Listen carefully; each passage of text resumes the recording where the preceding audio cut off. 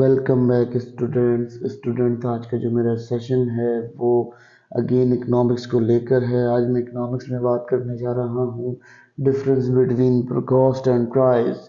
देखिए जी, कॉस्ट और प्राइस में क्या डिफरेंसेस होते हैं आज के हम सेशन में डिस्कस करेंगे और आपको ये बताना चाहेंगे कि ये किस तरह से आप एनालाइज कर सकते हो। बेसिकली जब आप एनालिसिस लेवल पर आप इकोनॉमिक्स को देखते हो, जब उसके एनालिसिस करते हो तो उसके एनालिसिस के लिए आपको ये बहुत ज़रूरी होता है कि आपके पास आपको उस चीज़ की नॉलेज हो, फुल नॉलेज हो कि आपके पास जो प्राइस है या कॉस्ट है उसका क्या लेवल चल रहा है। ठीक है, कॉस्ट और प्राइस बहुत ज़्यादा इम्पोर्टेंट इम्पैक्ट अदा पे करते हैं हमारी जो इकोनॉमिक स्टेबिलिटी होती है उसके ऊपर बहुत ज़्यादा इम्पैक्ट पड़ता है कॉस्ट और प्राइस से। तो कॉस्ट और प्राइस में थोड़ा सा डिफरेंस होता है, ये लिटिल बिट डिफरेंट होती है, मगर इसमें डिफरेंशिएशन होती है। और स्टूडेंट्स को ये बताना इसलिए भी ज़रूरी है क्योंकि स्टूडेंट्स को ये बात पता होगी तो उन्हें ये पता होगा कि प्राइस से हम किस तरह से किस मैकेनिज्म को डील करते हैं और कॉस्ट से हम किस तरह से किस मैकेनिज्म को डील करते हैं इकोनॉमिक के। बेसिकली इसके दो मैकेनिज्म कॉस्ट और प्राइस जो है वो उस मैकेनिज्म के ऊपर जो है हमारी जो इकोनॉमी है वो बेस करती है। तो अगर हम इस पर बात कर लेते हैं इकोनॉमिक प्राइस और कॉस्ट के ऊपर, तो इस सेशन को हम मज़ीद एलोबरेटेड करके उसको बताते हैं आपको कि कॉस्ट और उसमें क्या डिफरेंस होगा, यानी क्या कॉस्ट और प्राइस जो है किस तरह से एक दूसरे से डिफरेंशिएट हो। जी, तो स्टूडेंट्स बात कर लेते हैं कॉस्ट की। कॉस्ट क्या होती है? बेसिकली कॉस्ट जो है आपका हम इस तरह से कह सकते हैं कि हमारी कोई भी गुड्स बनती है, कोई भी चीज़ बनती है तो उस चीज़ के ऊपर एक लागत आती है। जैसे रॉ मटेरियल है, लेबर है, उसकी जो है वो ट्रांसपोर्टेशन है, ये तमाम चीज़ें मिलकर एक गुड और सर्विस को बनाने पर जिसकी लागत आती है वो लागत को हम यहाँ डिस्कस करते हैं एज ए कॉस्ट। अच्छा, कॉस्ट बेसिकली होती क्या है? इसके बहुत सारे एक्सटर्नल और इंटरनल फीचर्स होते हैं, यानी आपके जो इंटरनल और एक्सटर्नल जो कहना चाहिए फैक्टर्स होते हैं उन फैक्टर्स पे ही बहुत ज़्यादा डिपेंड करती है। यानी रिसोर्स की कीमत है, रिसोर्स की प्राइसेस हैं, इससे बहुत ज़्यादा इनको कंसर्न मिलता है। फिर अगर हम बात करते हैं कि प्राइस, बेसिकली प्राइस में और इसमें क्या डिफरेंस होता है। प्राइस वो होती है, वैल्यू होती है जो वैल्यू हम मैक्सिमाइज करते हैं प्रॉफिट के लिए। लेकिन कॉस्ट वो वैल्यू होती है जिसको हम क्या करते हैं, जिसको हम इसलिए इस्तेमाल करते हैं कि हम उससे अपना एक स्टेबल बिजनेस प्रिपेयर कर सकें, यानी स्टेबल बिजनेस खड़ा कर सकें, इसलिए हम कॉस्ट को यूज करते हैं। कॉस्ट का बेसिकली कंपोनेंट क्या होते हैं कॉस्ट के? ये वेरियस कंपोनेंट से मिलकर बनती है। आपका रॉ मटेरियल है, जैसे रॉ मटेरियल हो गया आपका, आपकी जो है वो बिल्डिंग रेंट हो गया, बिल्डिंग रेंट के अलावा लेबर हो गया, कैपिटल हो गया, जितना कैपिटल आपने लगाया है। फिर उसके अलावा अदर एक्सटर्नलिटीज यानी बिजली, गैस और पानी वगैरह जो आपको उसके लिए जो मटेरियल साइड मटेरियल रिक्वायर्ड है, वो रिक्वायर्ड मटेरियल यानी वो रिसोर्सेज जो आप किसी गवर्नमेंट से या किसी इदारे से बाय करते हो, उन रिसोर्सेज को जब हम उसका लगाते हैं किसी गुड्स और सर्विस को प्रिपेयर करने पर, वो कंडीशन आपकी जो है वो कॉस्ट में कंसीडर की जाती है और वो कॉस्ट के मेन कंपोनेंट होते हैं।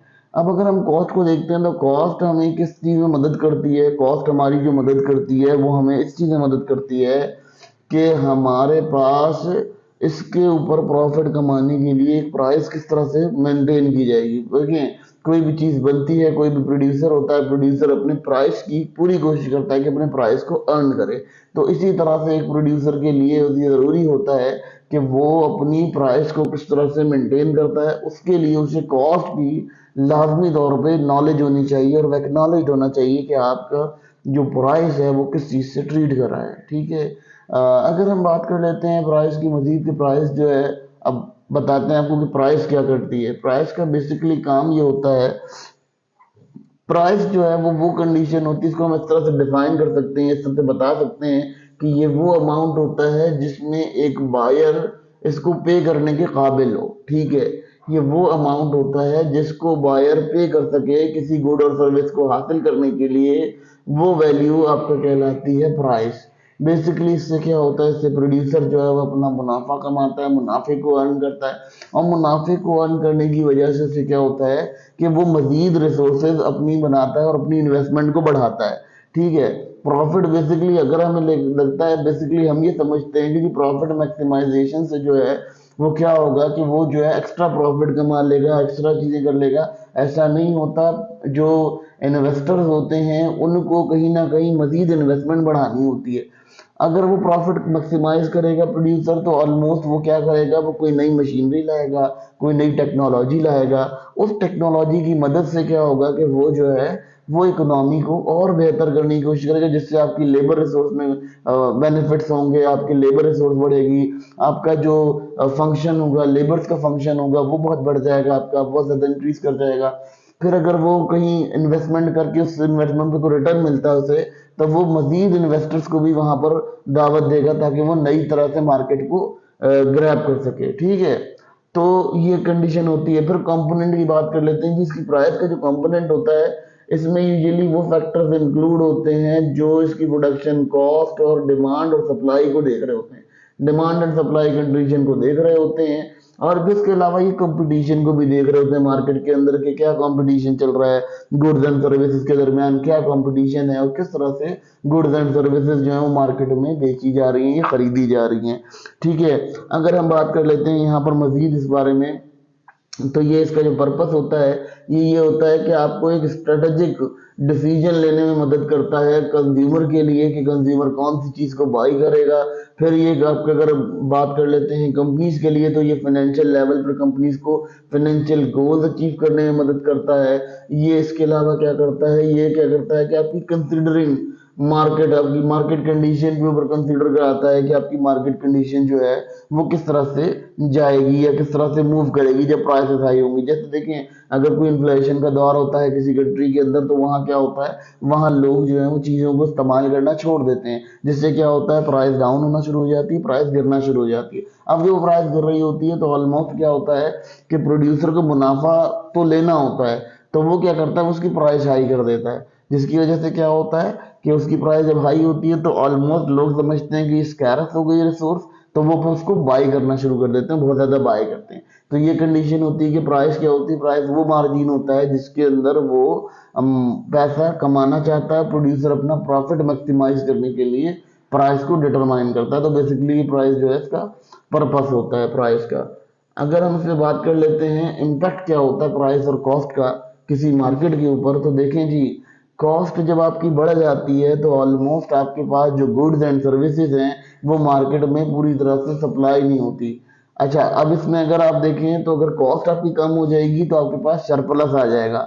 सरप्लस क्या होता है कि वो कंडीशन होती है जो मार्केट में गुड्स तो मौजूद होती हैं मगर कंज्यूमर उसे बाय नहीं कर पाता, ये कंडीशन क्रिएट हो जाती है। ठीक है, अगर कॉस्ट आपकी कम हो भी रही है, तो इस तरह से क्या होता है, अगर प्राइस आपकी देखी जाए तो प्राइस में क्या होता है, प्राइस आपकी उस सूरत में जो है बहुत ज़्यादा एवेल्युएट कर जाती है कि आपका जो कंज्यूमर होता है वो चीज़ों को बाय करना छोड़ देता है। क्योंकि देखिए कि अगर आपके पास लेबर होंगे, वेजेस होगी, तो लोगों की डिमांड और कंजप्शन और बढ़ेगी, बजाय इसके कि वो कंजप्शन कम करें, वो कंजप्शन को और बढ़ाएंगे। जब वो कंजप्शन को बढ़ाएंगे तो उससे क्या इंक्रीज होगा, इम्पैक्ट आपके ऊपर ये पड़ेगा, आपकी मार्केट जो है बहुत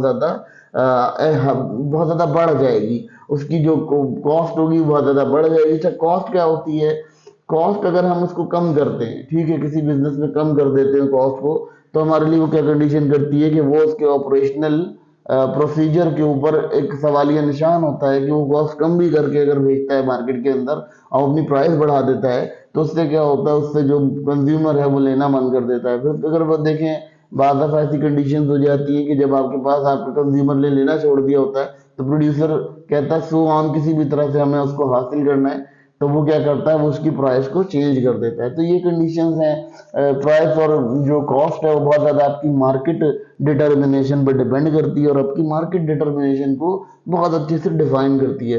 क्योंकि इकोनॉमी में जब मार्केट की हम बात करते हैं तो लाजमी तौर पर दो मोस्ट इंपॉर्टेंट एलिमेंट्स होते हैं, प्राइस और कॉस्ट। इसको हम यहाँ लाजमी तौर पर डिस्कस करते हैं क्योंकि इससे आप लोगों को ये अंदाज़ा हो जाता है कि इकोनॉमी जो है वो किस तरह से बेस करेगी, किस तरह से चलेगी। असल में ये बताने का मकसद स्टूडेंट्स को यही था मेरा कि ये इससे स्टूडेंट्स को ये बात अंदाज़ा हो जाए कि जब हम इकोनॉमिक को स्टडी करने जा रहे हैं तो हमें कुछ उसके इम्पोर्टेंट इम्पैक्ट्स को पढ़ना पड़ेगा, कुछ इम्पोर्टेंट उसके कुछ ऐसे चीज़ें पढ़नी पड़ेंगी जिससे आपको क्या क्या क्या चीज़ें, जैसे कुछ चीज़ें ऐसी होंगी जिससे आपको इकोनॉमिक एनालिसिस करने में मदद मिलेगी और आपको अंदाजा होगा कि इकोनॉमी कितनी वास्ट फील्ड है और किस तरह से डील करती है और कहाँ कहाँ इसकी कंडीशन है। क्योंकि अभी तक तो आपने सिर्फ डेफिनेशन ही पढ़ी होगी, यही समझा होगा कि जी वो वेल्थ वेल्थ जो है वो it is the science of wealth, लेकिन ये it is the science of wealth तो है, मगर ये वेल्थ को मेंटेन करना, वेल्थ को कैरी करना किस तरह से सिखाती है, ये तमाम बातें स्टूडेंट्स को बताना यहाँ बेहद ज़रूरी है। क्योंकि स्टूडेंट्स की ये क्लियरिटी, ये माइंड क्लियरिटी उनकी होनी चाहिए कि हम जिस सिस्टम में या हम जिस जगह बैठे हुए हैं वहाँ हमारी जो नेचर है वो किस तरह से ट्रीट कर रही है और किस तरह से हम उसको डील कर रहे हैं। ठीक है।